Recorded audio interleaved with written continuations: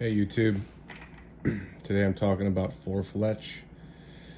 Just kind of gotten into fletch. It has been a lot more consistent for me, and I don't know why, but it seems like it flies a lot better. Um, Previously I was using the Arizona Easy Fletch. It's got a pretty extreme helical on it. I switched over to the Bitzenburger jig. It's hard to get a good helical out of this thing compared to the Arizona Easy Fletch. From the factory, this is a right hand helical clamp. From the factory, this clamp, if you put your helical too far to the right, it'll touch up in here, especially at the end. So you have two options. You can cut the clamp, which helps. Then you can also file or shave off some material here on the clamp on the inside, which I also did, which gives me plenty of clearance for that to get a little more helical out of it. I've got mine set 3/16 from the center line at the top and 1/16 to the left of the center line at the bottom. Again, this is a right hand helical clamp. You can see where about I cut it off at.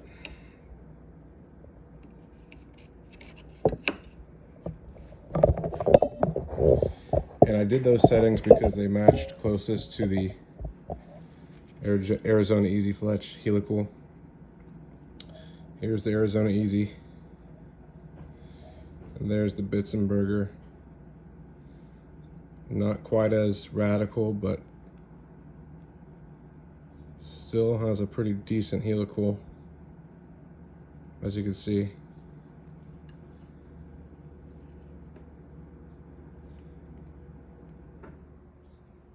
This arrow is all broken, but you get the idea.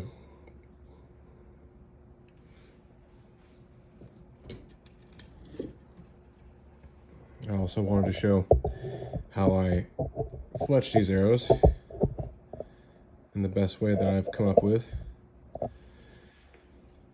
It's not rocket science, but there's a couple tips and tricks that help.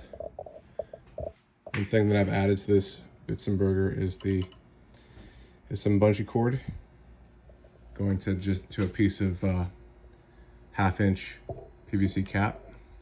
That just adds pressure to the arrow and keeps it seated and prevents the nock from shifting. Also helps when you're placing your clamp to pinch the arrow right here so that we don't have any movement when we go to put our clamp into place and we're pushing hard. And after you put in your left and right adjustment of this clamp, just check for any air gaps on the shaft. As you can see, not a whole lot, not many gaps. It's pretty tight.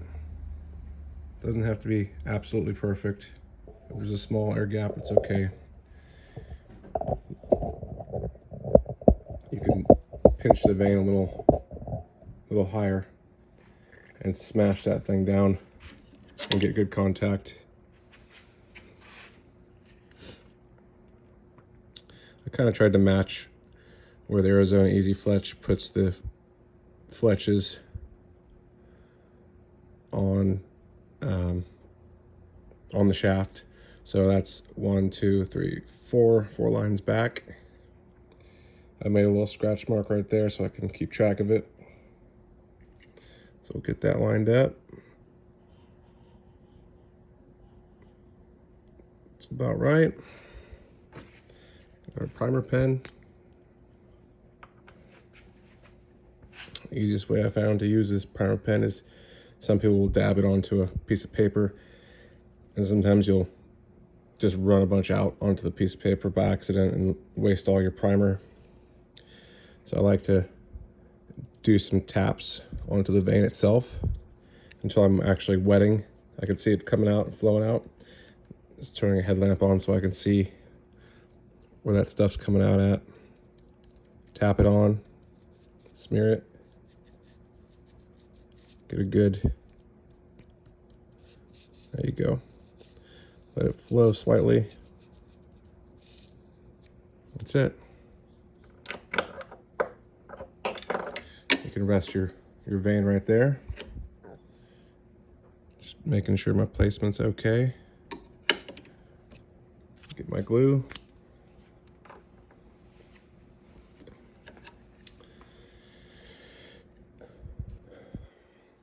Some guys like to run a bead down this thing. I'm trying to be as consistent as possible with the amount of glue I use. So I do a nice generous dab at the top, one at the back here. Then I'll do one in between each one. And we have a little bit of a consistency. And as far as running the bead out, I'll get a toothpick. I found this to be the easiest, most controlled way to do it instead of using the nozzle of the super glue.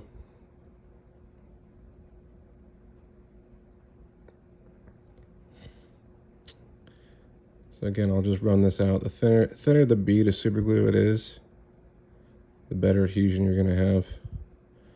So less is going to be more in some ways. And if you use a headlamp, good lighting above you, you can really see exactly where that glue is going. And you want it to be covering every nook and cranny, and don't leave any dry spots.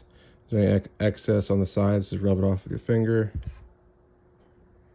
Try to stay as neat as possible. If I'm gonna leave any extra glue, I'll leave it at the ends. I'll let it push out because the ends are more, that's where it's vulnerable to peeling. And once that's all on there evenly, just double check your coverage, double check your positioning of where it's at on the tick mark. Make sure our knob is indexed. I have my flat down on the bottom. I'm doing a 90-degree for fletch. So this middle Allen is going to be screwed in. The other ones are screwed out. And I like to screw it not too tight, but tight enough that you're not going to get any play out of this knob. All right, so I'm going to hold my shaft, just make sure it doesn't rotate. Seat this thing at an angle, cockeyed, so it butts up against this, so it's consistent. And then we'll push inward against the magnet so it can't go anywhere. And then we'll come downward. And we'll watch that glue seat. Then I'll rock it into position onto the shaft. I'm looking for glue to start oozing out. I can see the glue kind of coming out of the shaft. I'll push inward with this hand, downward with this hand. And I'll watch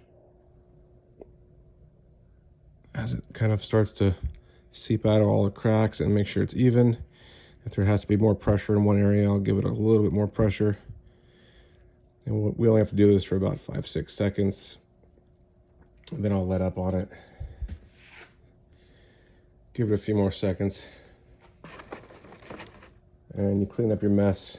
The best way I've found to clean my mess with the excess that's ran out is with a Q-tip and just dip it in some acetone. The acetone dissolves super glue.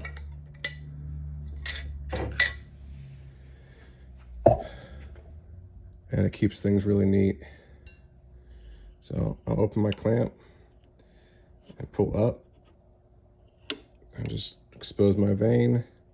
There's a couple little dabs here that need to get cleaned up, so I'll just run this along the vein, kind of rotating my Q-tip with the acetone so it's nice and clean. Now I just went over a notch. Use the opposite end of my Q-tip. I see some excess down there. There's some excess up here. Rotate as I go. Try to wipe this off here. Maybe one more Q-tip just to get the rest. Look at that. It evaporates quick and it stays nice and clean. And this sponge I put on, it helps a lot. It really does. As you make your turn, things just stay consistent. It's similar to the Veinmaster Pro. And it works great. All right, next fletch.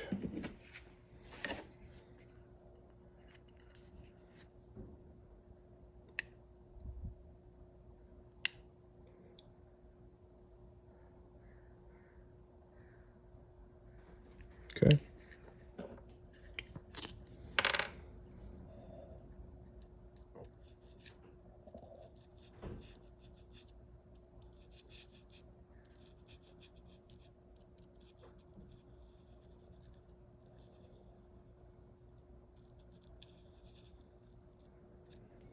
I've tested this with just using acetone, and the veins will stick. They stick pretty decent. But this primer, it's a lot stronger than the acetone. The fletch will break before you can get that thing off the shaft.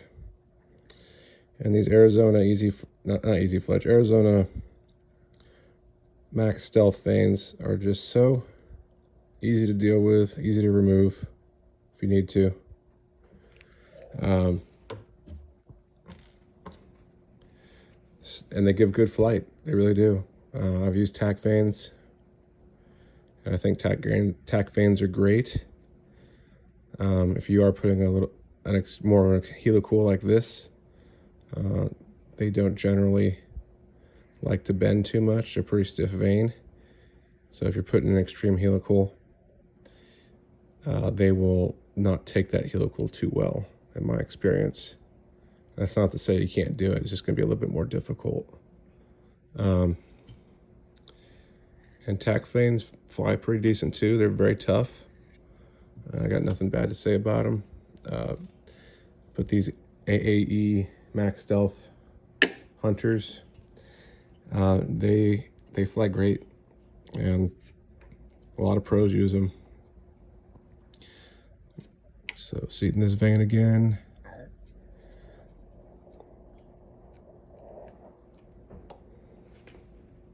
Put a little pressure on this guy. I can see all the glue coming out, all the air pockets coming out.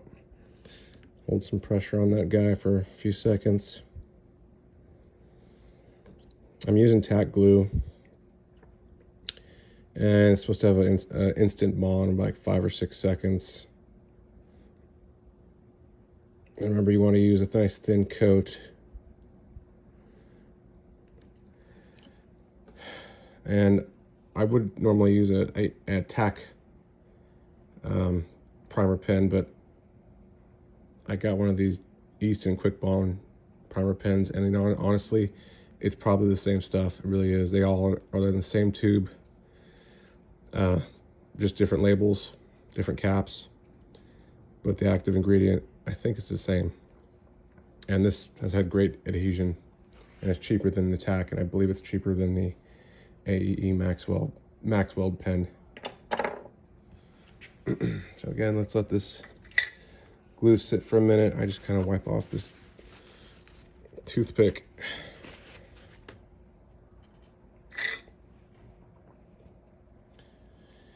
Yeah, I would highly recommend modifying this clamp a little bit, because you have some more functionality out of it. The only downside is if you're doing long fet, like a flu feather or more traditional archery, you want to keep the rest of that clamp, because that last little bit gives a nice helical. All right, let's open this clamp up, pull it out, let it expose the fletching. Same thing, dip it in your acetone, do a nice swipe. It's pretty clean. Nothing wrong with that.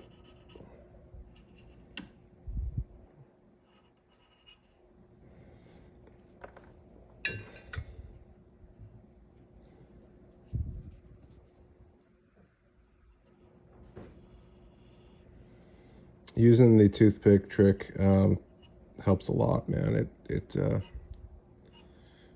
When I first started fletching arrows, just running a bead across that thing, you're gonna have way too much glue, and it's hard to control. So this toothpick really is a good thing to use. All right, we're on to our third fletch.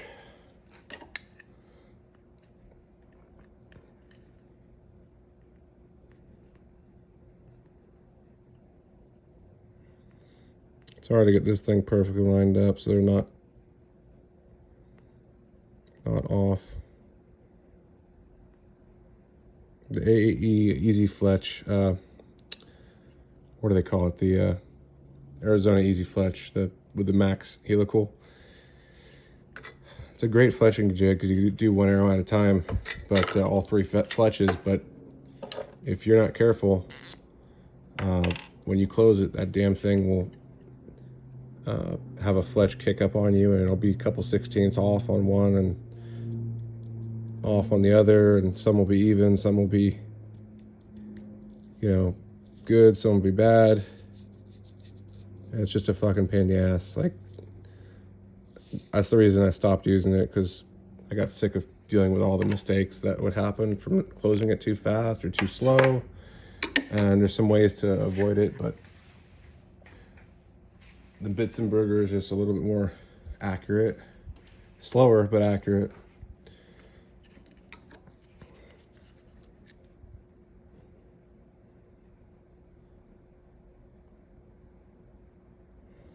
I'm about to run out of glue here, so I'm just trying to get the last little bit.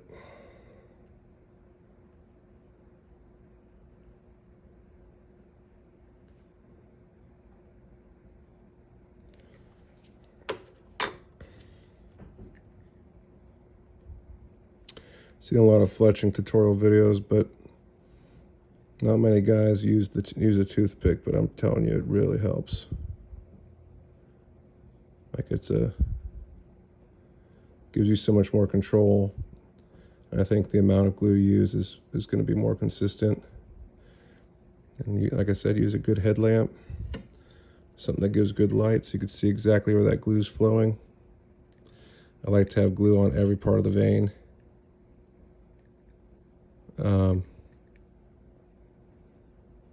Looks good.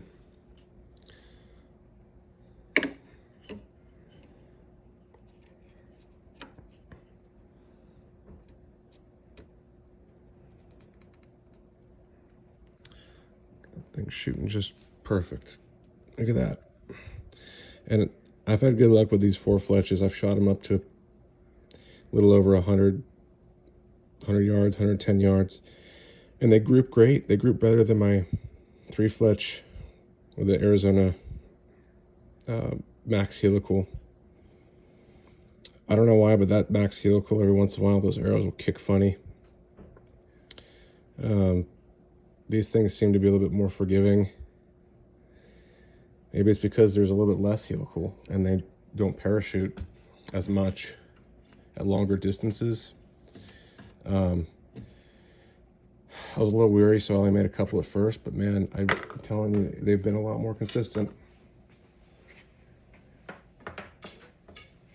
Almost makes you feel like you're more accurate.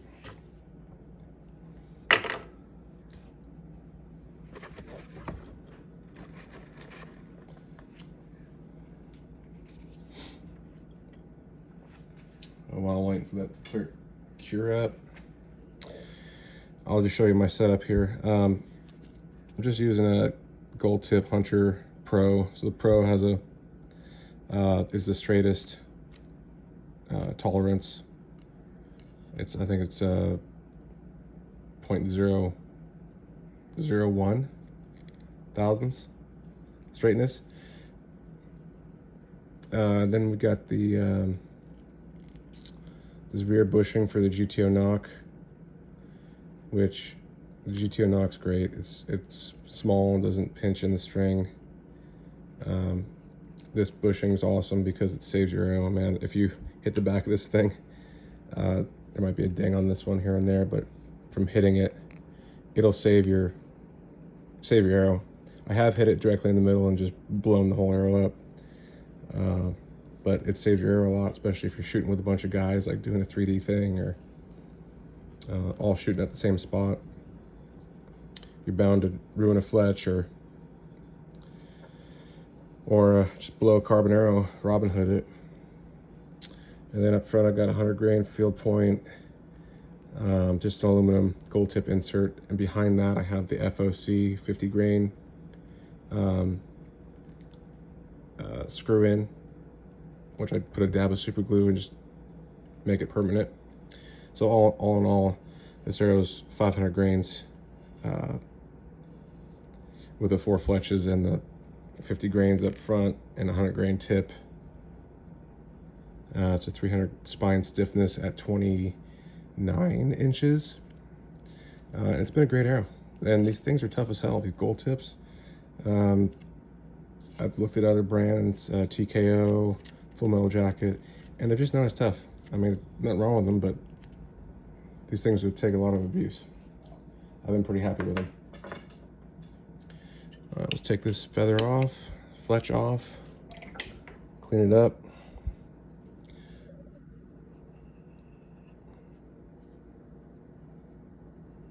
Oop.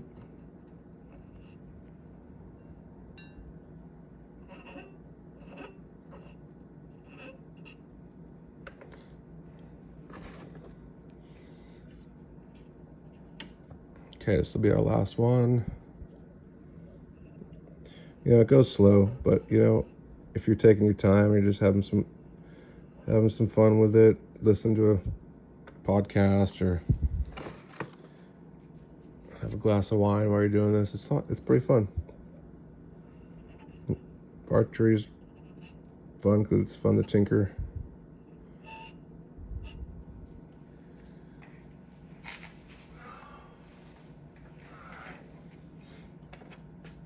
Let's do this last one.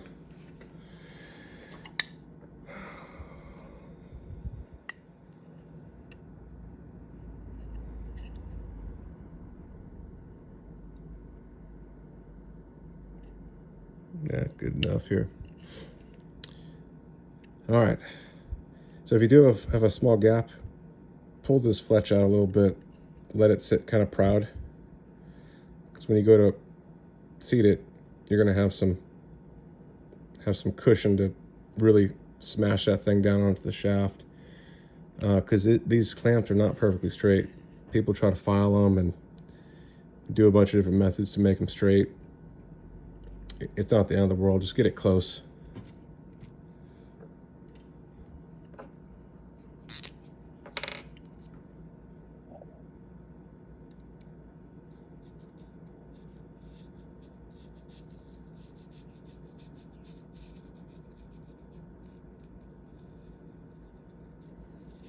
They say one pass on these things, but I just like to make sure everything's covered. It's basically an acetone. It's got some type of PVC primer in it. If you don't have the pen, you use the acetone. It's not bad. Especially if you like to refletch a lot. Try different stuff. Just use acetone initially until you're settled on a vein, and then go with the primer pen and do a batch.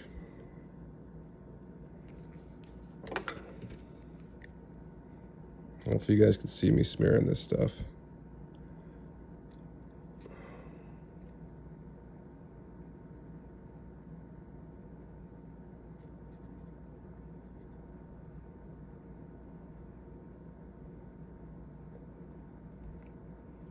Nice and thin. If you feel like you need more in one area, just give yourself a little dab. Got a little bit right there too. And super glue is a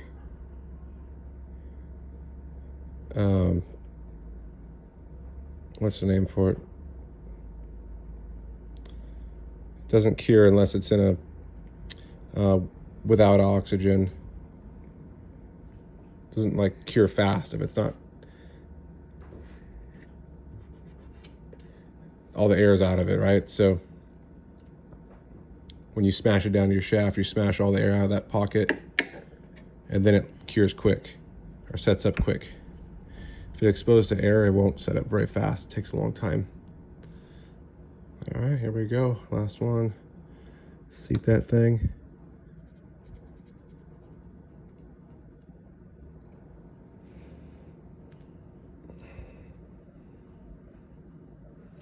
The reason I push this way with my thumb is because I want it to stay seated on that magnet as I'm pushing downward. If you push too hard downward, it'll jump off the magnet and you'll fuck the whole arrow up.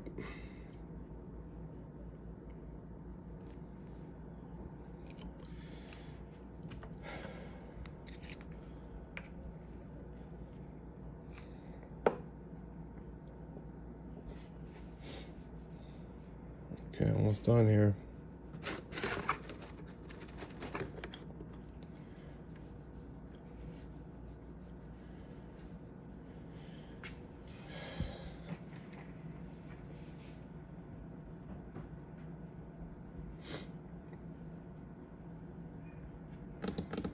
And these arrows, I'm going with a little heavier arrow because they just seem to punch through things a little better. You know, a lot of guys like light, fast arrows, but in my experience, it just really, a slightly heavier arrow can make a big difference, especially with a fixed broadhead. And I'm generally hunting pigs, and pigs are hard to kill. They're a pretty tough animal. If this 500 grain arrow will kill a pig, I think it'll kill an elk. But I haven't done elk, so I'd like to do that at some point in my life.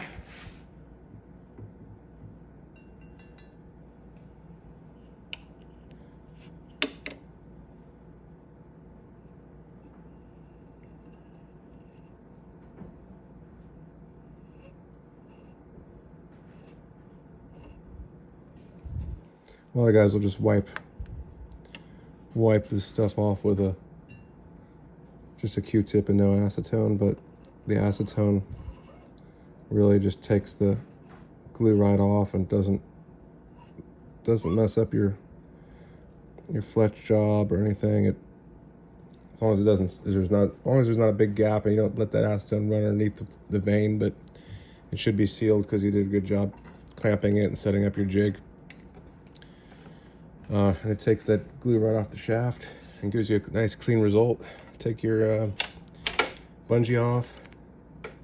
Take a look at this thing.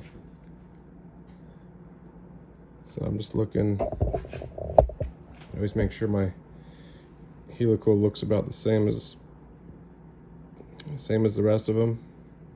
You can see that right hand helical.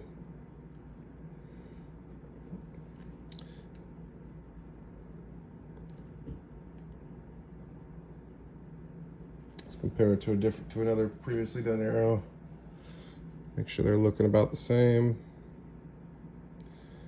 Sometimes you mess up and it jumps off the clamp or you're not paying attention, or the arrow rotates. And you get one that has an extreme variance. But this looks good. And you can see that fletch job's pretty clean. There's not a lot of glue left over. Yeah, these things fly great, man. I'm telling you. Love tack vanes, but these things are just easy to work with, and they're just a good all-around vane. Target, 3D, and hunting in a 4-flinch configuration. They steer a fixed blade broadhead amazing, and they're pretty quiet. But either way you go, tack vane or these guys, I don't think you can beat them.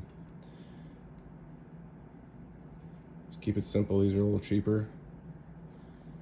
Not as durable as the tack, that's for sure, but not a bad setup.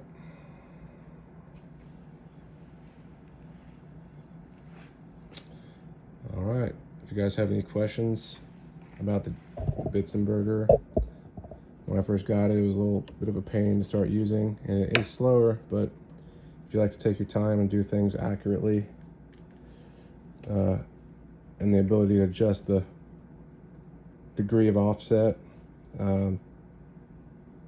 it's a very versatile clamp. You got three fletch 120, 4 fletch 90, and 75 185, which is odd. You're not going to really use that for compound. You're going to be between the 90 and the 120 configuration. And as far as trimming this thing down, this inside area, to get some more right hand offset out of it, I use a file more so than anything else. I used a Dremel a little bit just to see how it felt, but it took off too much material too quickly, so I stuck with the file, took it slow, keep it flat. If you want to kind of refinish it, make it match the rest of the unit when you're done, just get a Scotch-Brite pad, give it a little polish, and that texture seems to match the rest of the unit. It looks pretty good. And again, when I first started, I didn't tighten this screw very much. I just kind of snugged it, and I had kind of some wobble. And a lot of people complain about the wobble, but if you tighten that screw up enough, there's a ball bearing in there with a spring. You're not going to hurt anything. Don't tighten it out. Don't go crazy with it, but feel this back knob, and if it's got some left and right play, it's got to be a little tighter. All right, and using this bitzenburger, make sure you index your knocks. Put a reference mark. So if a fletch falls off, you can index you make sure you're in the same exact spot as your knock. Go to the fletch that fell off and make sure it's nice and clean. Refletch it. Yeah. If you got any questions or you want me to do a video on something else, please let me know. All right, thanks guys.